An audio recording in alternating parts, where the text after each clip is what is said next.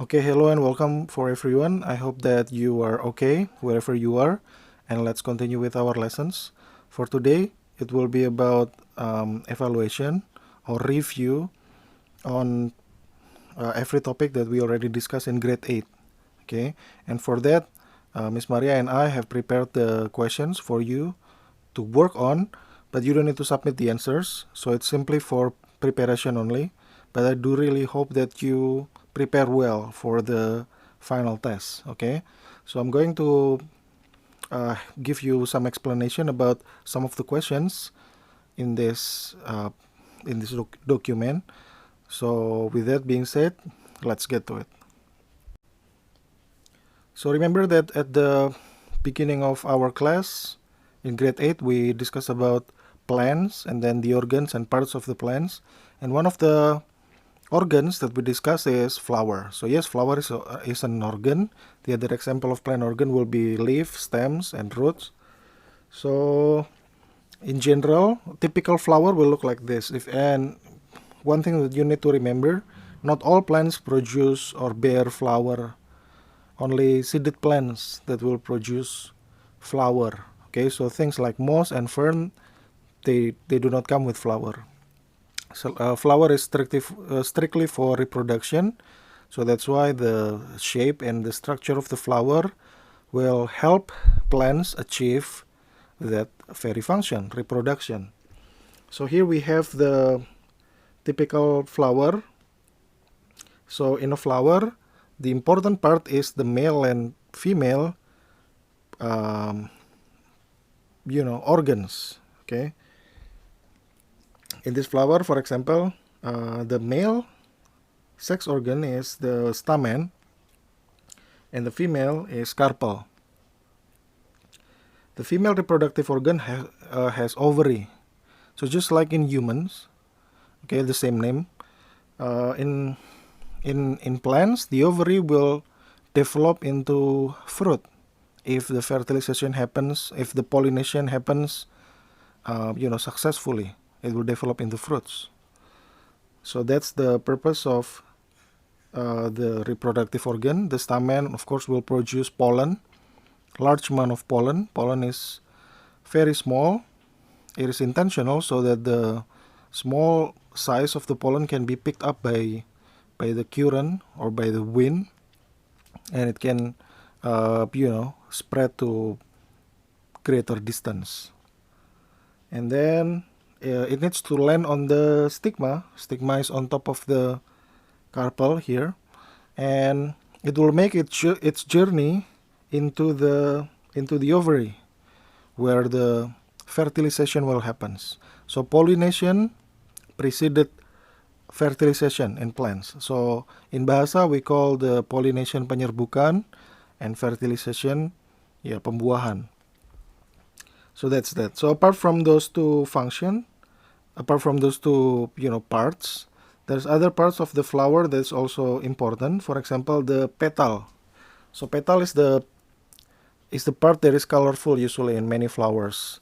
If the flower, the design of the flower is for pollination helped by animal, because animal are attracted to the color of the flower. But if the pollination is helped by the wind, for example in many grass, then the petal usually will not be as colorful, and also the size of the flower will be tiny. So for example, grass family, their flower is not colorful and they also tiny, because the size and the color is not important for them, because the one that will help their pollination is not animal but wind. Okay, now there's also sepal. The function of the sepal is for protecting the flower before the flower reaches the maturity. So before they mature, before they bloom, the flower will develop under the sepal to protect them from the harmful effect of their environment. So I guess that's about the flower. Let's moving on. Okay, now let's talk about the seeds. Seeds is the result of the successful fertilization, and then the seeds can grow into new plants. In many plants, the seed will be covered in fruits. The function is to help to disperse the seeds so that the new plants can grow, if possible, as far away as the parents. So the new plants do not have to compete with the parents for things like space and then water and sunlight. Okay, so the seed itself are protected with seed coat. A seed coat is pretty tough actually, so it can prevents the content of the seeds from losing too much moisture, and then it also helps the seed survive the journey inside the digestive system of many animals.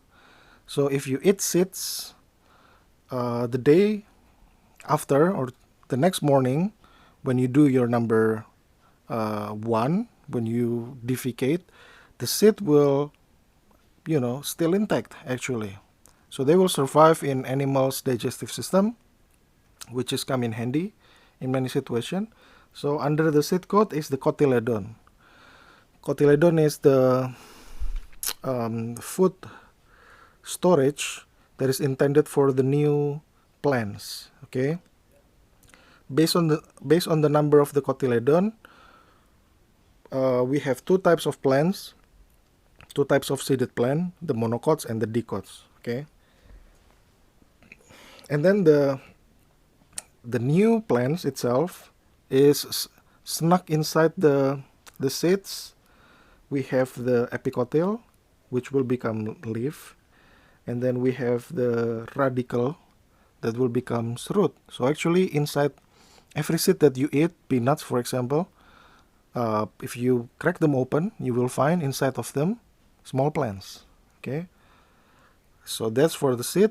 Let's move on to the next one. And now is the cross-section of a dicot plant. So this is a dicot plants. The example of dicot plants will be, things like mango, many other things. Okay, most of the tree plants that you encounter in everyday life is mostly dicot.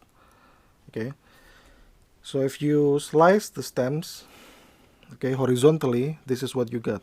Okay, so at the outermost you have epidermis, and then you have cortex. Cortex is the perimeter that encircle the stems, and then you have the vascular tissue arranged in a circle. That's what makes it different between monocot and dicot, because in monocot the vascular tissue is scattered, so they have no real pattern in it, but for dicot you have pattern. And then as you can see here, the xylem is the one that is at the center or deeper. Phloem is shallower in perspective from the outside perspective. And then in dicot you also have cambium. The cambium in the dicot plants makes it possible for dicot plants to grow wider. And then at the very center of the stem you have pith. Okay, let's moving on to make this video short. Okay, now the question about aerobic versus anaerobic respiration. Remember that in every living organism there will be some sort of ways to generating ATP. ATP is the form of energy that is usable by the cell. And then for us humans, we can do both actually, both anaerobic and aerobic, but most of the time we perform the aerobic cell respiration, because as you can see in the Venn diagram, aerobic cell respiration is more efficient. They can generate 38 ATP per molecules of sugar compared to anaerobic cell respiration that only produce 2 ATP per molecules of sugar. It's a no-brainer.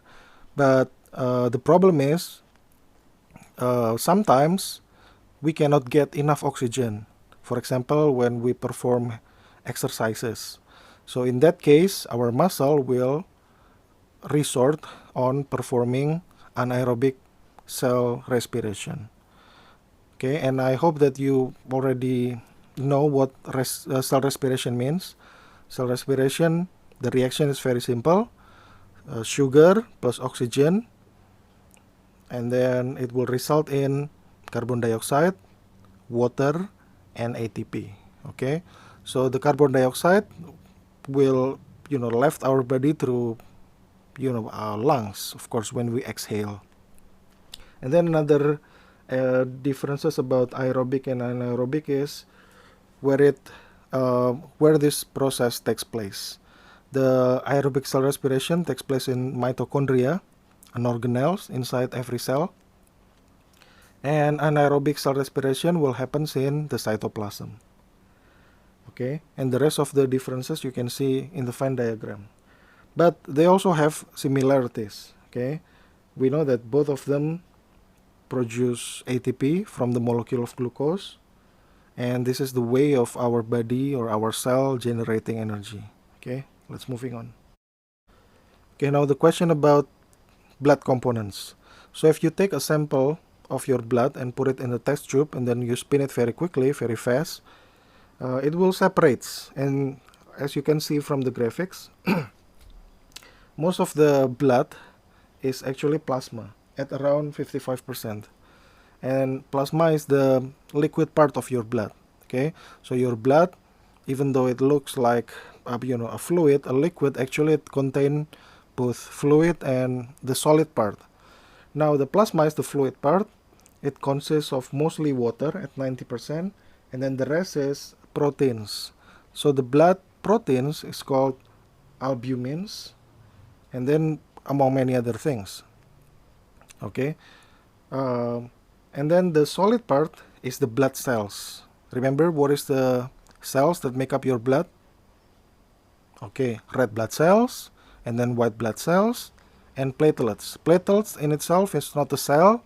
It's a bits and pieces of other blood cells, but it is still useful.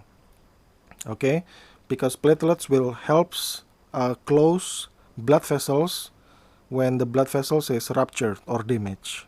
Okay, and then of course the red blood cells, the function is only one, to bring or to carry oxygen and also carbon dioxide later on. But mostly carbon dioxide will dissolve into the plasma. And then the white blood cell will responsible for immune system. You have various type of blood cells. You have various types of white blood cells or leukocytes, and each leukocytes have a distinctive function. They have different function. Some of the white blood cells produce antibody. Some others attack the bacteria directly. Some others responsible for maintaining healthy cell. If they detect cancer cell, for example, they can command the cancer cell to perform self-destruction and so on. So you have the complete package in here. Okay, let's move on to the next question. Now about human nutrients. Actually we have two distinct category. The first one is macronutrient, the other one is micronutrient.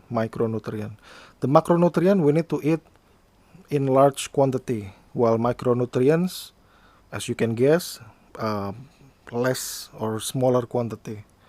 The example of macronutrient will be proteins, fat, and carbohydrates. As you can see in the pictures, most of our diet will consist of carbohydrates, and then protein. By the way, the function of carbohydrates to generating energy, and then we also need to take protein. Okay, because protein is useful for making new cell or to repair tissues. Without them, we cannot grow properly. Okay, if we have injury, it will take a very long time to heal. And then we also need fats. Fats is important also for making new cells, because each cells have cell membrane and it's made from fats. Fats also useful for making some hormones, and fats is also important for energy storage. But usually the amount vary. That's why actually in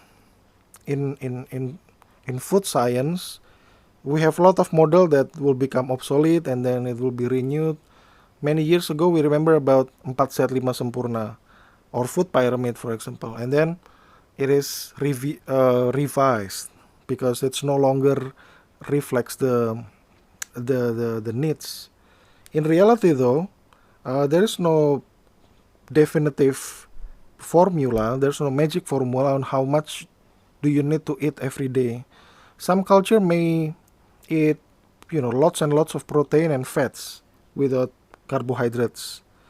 Okay, but they can still be healthy. For example, people who live in, uh, you know, Alaska or Siberia, the Inuit people, the Eskimos people, their diet is mainly fish and meat. So it means their carbohydrate intake is quite low compared to other people, but they can still be healthy. Okay, so every person, every society can have different amount of this nutrient. Oh yeah, by the way, carbohydrate itself can be classified into starch from the things such as bread and rice, grains, etc., and fiber. Fiber comes from fruit and vegetables. We cannot digest fiber. I mean, we don't get energy value from fiber, but fiber is important in regulating many things, such as fat absorption, and also fiber helps keep our digestive system clean. So that's why you need to eat lots of vegetables and fruit, apart from having vitamins, of course. Oh yeah, and then so these three are macronutrients. What about micronutrients? Micronutrients will be vitamins and minerals. You don't need to take a lot of them, but they're still really important. And another thing that you need to take for a healthy life is also water. So water sometimes can be classified as nutrients, even though water has 0 calorie value. But of course, without water, we cannot survive, right? Okay, next question. Okay, bone type. Let's make it very short. Bone can be classified by its shape into at least four. Yeah, we have long bones, and then short bones, and then irregular bones and flat bones. The example of long bones will be your femur. Okay, this is the typical bones in our body. But we also have plenty of short bones. The example of short bones is the bones that make up your ankles and wrist. Okay, and then we have also flat bones, for example, bones that make up your skull, and then your breastplate or sternum is also flat bones. And then irregular bones, the example is your vertebrae or backbone. Okay, sesamoid is, there's not a lot of sesamoid bone types in our body, but the example is the kneecap. Okay, that's about it. Okay, the last thing I want to discuss is about urine formation. So urine formation happens in glomerulus, a structure that can be found in your kidney. There's millions of them in one kidney. And then it starts with blood vessels, the capillary carrying blood, into the glomerulus. Glomerulus is very permeable. It means the fluid part of the blood will leach out from the blood vessels, and then it will be captured by the Bowman's capsule. From there, the process has already started. So this is when filtration happens. Filtration is the first stage of urine formation. After the filtration, or the result of this filtration, is called glomerulus filtrate, or sometimes also referred as primary urine. Primary urine, though, containing not only the waste but also useful substance such as water and sugar that needs to be reabsorbed. Otherwise, we just waste a lot of good things as a urine, and that's not tolerable. It means now the primary urine needs to be reabsorbed, and this reabsorption, the second stage, is happen in the proximal convoluted tubules. Here, the blood vessels will reabsorb, the useful things such as water, sugar, some salt probably, and then the resulting fluid is called secondary urine. Okay, and then the secondary urine will go through the loop of Henle, where the water can be added or removed depending on the situation, depending on the the needs, and then finally the secondary urine entering the distal convoluted tubules. So in this part of the nephron, the body will dump out additional waste that needs to be removed. Okay, so the final products is called urine. So we have primary urine, secondary urine, and finally we have the urine that is ready to be disposed. And then the urine will be collected in the collecting tubules, brought to the renal pelvis, and then carried to the bladder when it will accumulate. And when you have enough of them, then you feel the urge to go to the toilet to do your number 2, and there you go. Okay guys, so I think that's everything that I'm going to say for now. After this, go ahead with your exercise, prepare yourself well. If you have any difficulties answering those questions, again, refer to the internet or directly ask me. Okay, I guess that's it. I'll see you soon. Stay healthy, stay safe, and God bless you.